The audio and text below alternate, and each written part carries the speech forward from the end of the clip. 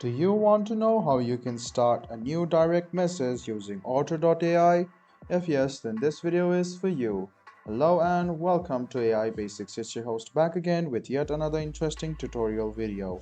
In this video, I'm going to teach you how you can start a new direct message using Otter AI. Go ahead and open Otter AI on your Chrome or Edge browser and then log into your account.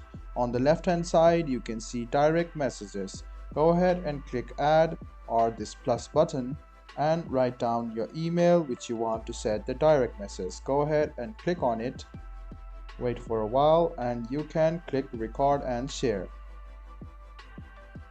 You can see that now it will start to record. Can you hear me?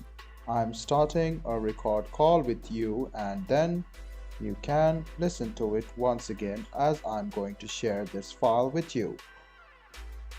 After you're done, click stop recording and you can see that voice has been transcribed and shared with the person. So all you need to do is go to direct message, click add, write down the email here and then click record and share. This way you can start a new direct message in Otter AI.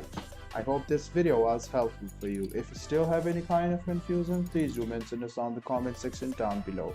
Like the video, subscribe to the channel and do hit the bell button for more.